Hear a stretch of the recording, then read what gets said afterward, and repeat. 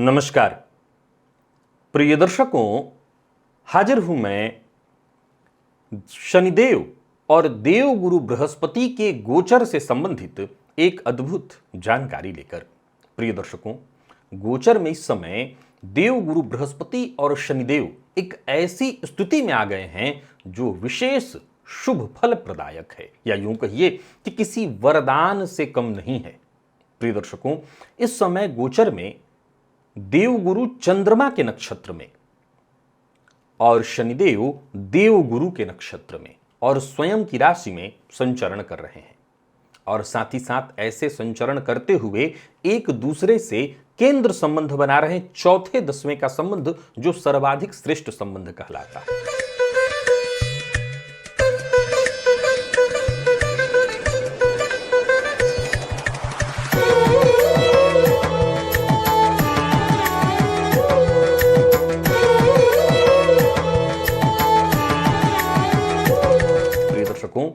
इस गोचर के प्रभाव को यदि हम समझने का प्रयत्न करें, वैसे तो यह गोचर मेष से मीन प्रत्येक राशि के जातकों के लिए खास है, परंतु 7 राशियां जिनके लिए यह गोचर विशेष शुभ फल प्रदायक, और उसमें भी 2 राशियां जिनके लिए किसी वरदान से कम नहीं चल रहा है। शनि और गुरु का यह गोचर वरदान से कम नहीं है आपके लिए। कौन कौन सी हैं वो राशियां, आइए उसके बारे में जान लें। उससे पूर्व एक और जानकारी आपको देना चाहता हूं। प्रिय दर्शकों, वैसे तो जब भी कोई ग्रह एक दूसरे से चौथे दसवें के संबंध में आता है, उसे ज्योतिष शास्त्र में सर्वाधिक श्रेष्ठ संबंध कहा गया है। अब शनि और गुरु जैसे ग्रह एक दूसरे से केंद्र संबंध में आते हैं तो वो और विशेष हो जाते हैं। एक बात समझ लीजिए कि इस गोचर का प्रभाव 100% आपके जीवन के ऊपर है, परंतु हमेशा यह याद रखिए कि योग प्रदायक ग्रह कैसा फल देगा, अच्छा या बुरा, यह जानने के लिए जरूरी है जन्म कुंडली में उस ग्रह की स्थिति को समझना। यानी अगर मैं यह गोचर आपके लिए बहुत बढ़िया कह रहा हूं, परंतु आपकी कुंडली में कोई मार्केश चल रहा है, आपकी कुंडली में कोई जिन ग्रहों की चर्चा है, शनि या गुरु, वो बहुत अच्छी स्थिति में नहीं है, मृत अवस्था में है, तो फिर संभवतः आप कहेंगे मुझे तो कोई लाभ नहीं मिल रहा है। तो इसके पीछे आपकी कुंडली जिम्मेदार है। चलिए मैं चर्चा प्रारंभ करता हूं और बताता हूं कि कौन कौन सी वो राशियां हैं जिनके लिए विशेष फलदायक है यह गोचर।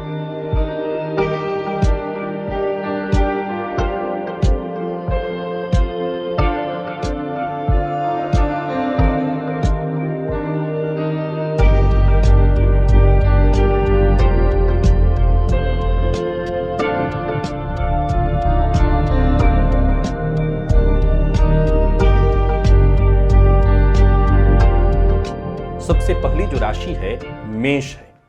प्रिय दर्शकों, मेष के लिए इस समय देवगुरु बृहस्पति द्वितीय भाव में और शनिदेव आपकी राशि से एकादश में।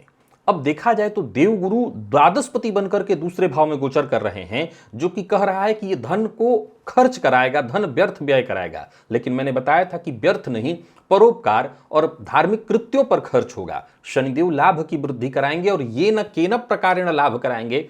फलतः यदि दशांश चला भी जाता है तो कोई चिंता नहीं, ये जो समय विशेष आपके लिए चल रहा है, ये धन प्रदायक समय चल रहा है। आप विशेष रूप से धन अर्जित करने का प्रयत्न करिए, यह समय बेहद श्रेष्ठ है। वहीं यदि वृषभ के लिए देखा जाए तो देवगुरु बृहस्पति और शनि केंद्र संबंध बना रहे हैं। अब देखिए, देवगुरु आपके लिए कारक ग्रह नहीं होते हैं, परंतु देवगुरु जब राशि पर संचरण कर रहे हैं तो ये अत्यंत श्रेष्ठ है। उस अवस्था में यदि देखा जाए तो ये चौथे दसवें का जो संबंध है वो एक नहीं कई एक क्षेत्र से, अच्छा यहां दोनों की दृष्टि एक दूसरे से नहीं मिल रही है, ये भी ध्यान रखिएगा। न गुरु शनि को देख पा रहे हैं न शनि गुरु को, लेकिन इसके बावजूद इन दोनों ग्रहों के बीच संबंध बन रहा है।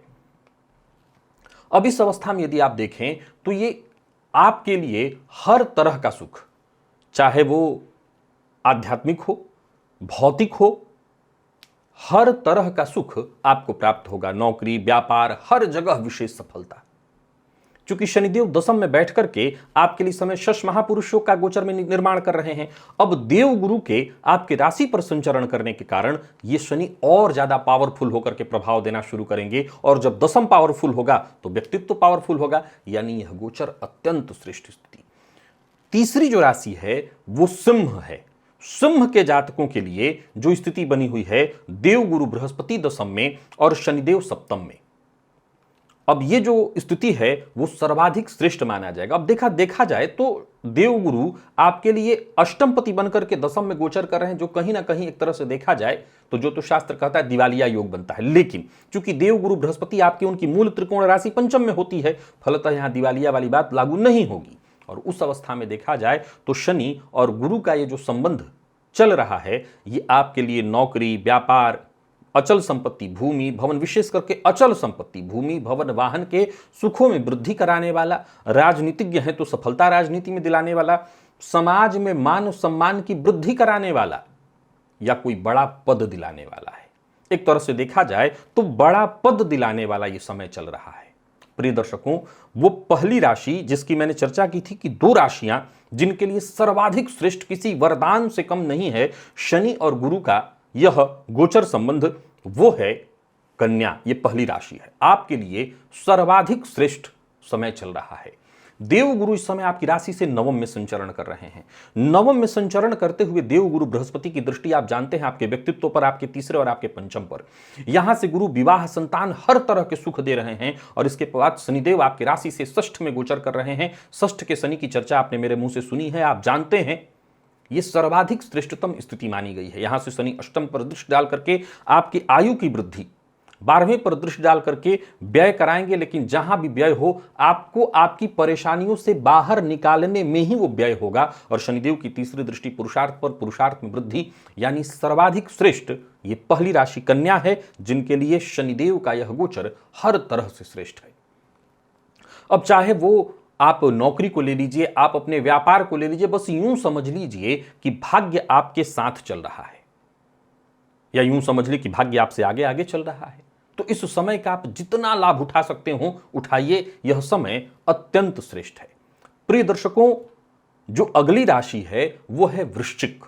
वृश्चिक के लिए इस समय देखा जाए तो शनिदेव और देव गुरु बृहस्पति का ये जो केंद्र संबंध बना रहा है, ये विवाह, संतान प्रदायक है, अचल संपत्ति, भूमि भवन वाहन के सुखों को देने वाला है, समाज में मान सम्मान की वृद्धि कराने वाला है।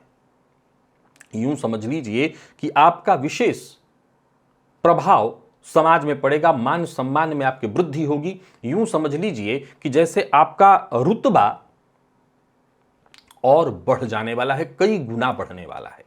अब वो चाहे आप नौकरी वाले हों, व्यापार वाले हों, हर जगह सफलता के दृष्टिकोण से समय अच्छा है। बल्कि मैं बता दूं कि संतान की चाहत है, दाम्पत्य की चाहत है, ये सारे सुख आपको प्राप्त होंगे। वो दूसरी राशि जिसके लिए यह गोचर सर्वाधिक श्रेष्ठ, मैंने जिन दो राशियों की चर्चा की उसमें से एक मकर है, एक कन्या, एक मकर। मकर के लिए भी सर्वाधिक श्रेष्ठ स्थिति बनी हुई है।